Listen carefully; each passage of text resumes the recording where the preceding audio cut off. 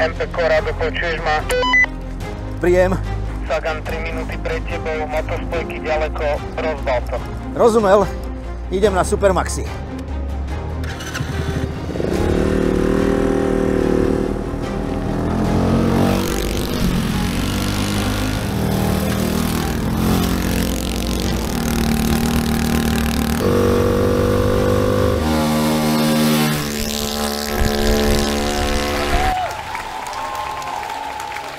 Ďaká, bolo to namáhavé, áno. Kokotný sa pretekáme priebaný. Štvortaktná benzínová 50 a jednovalec z opice od Hondy. Výkon 2 spokojné kilowatty v maximálnych otáčkach zen buddhistického mixéru. Pôvodný karburátor ochorel na zelený mor a umrel na Euro 5. Dnes do valca moderne ejakuluje elektronika. Farba tu je dokázateľne modrá a lesklá, najkrajšie v červenej, na prírodno to má v zelenej. Vytrestať dvojtakty na obecnom zraze môžeš v matnej šedej. Nádrž 3,5 litra, spotreba 2 a dojazd do krčmy vždy. A pokým triezvieš v žihľave, môžeš si zamknúť, aby ti nevykvapkal.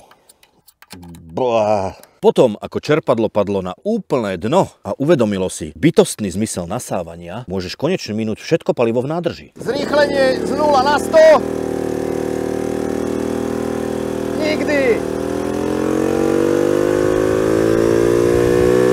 A maximálka na vynovenom tachometri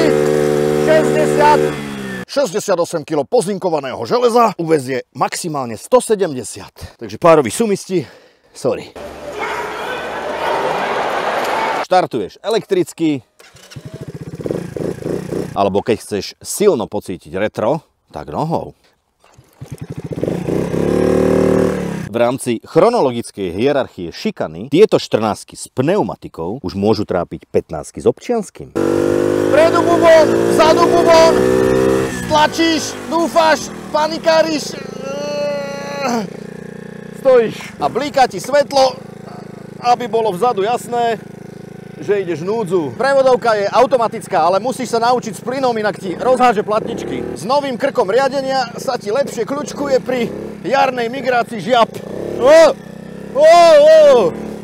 V ústach máš 32, vzadu 42 zubov, takže si rýchly a k tomu žralok. Zásadné zistenia z testu sú, že šliapať bez motora je ako chodiť do roboty kačákmi. So 100 kilami sa do kopca nebojí, ak sa nebojíš ty, ale musíš skrútiť na doraz.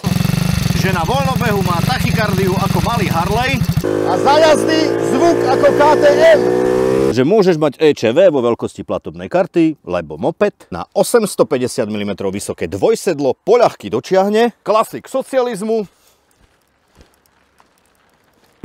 skater, dáma a liberálny homo happiness.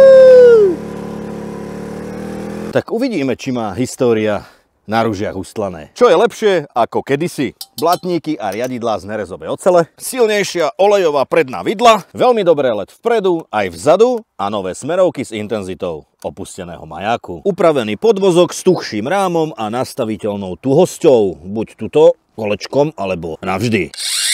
Lepšie uchytený výfuk, pevnejší hlavný stojan a OBD konektor, takže si môžeš doma pri sviečke ilegálne hackovať. Ďalšie neodškriepiteľné výhody sú super nízka zákonná poistka, dohodneš aj za desinku. Zabudni na STK, nehľadaj, kde to je, zabudni, či by si mal, alebo prečo by si nemal, proste tam nechoď, lebo nemusíš. Riadiť môžu aj béčkari, lacné náhradné diely, alebo vezmeš niekde kus plota, výmena oleja raz za dekádu alebo 1000 km a stačí ti 8 deci. A servisná sieť v oboch bratských republikách. Dobrý den, mohu nejak pomoci? Nazdar, čo sa ti dojebalo? Cena 1669 eur a doma 39 990 korún českých. Moped, ktorý vyrušil legendárnu babetu, šľapací spalovák pre ľudí bez imidžových kombinés, lacný, ľahký, skladný, nesmradlavý a nenápadný jednostopák, ktorý si môžeš nechať pred Lidlom aj nezamknutý. Myšlienka na záver. Ak myslíš, že je dôležité kúpiť si vlastnú spokojnosť cez pozornosť druhých, tak fajn.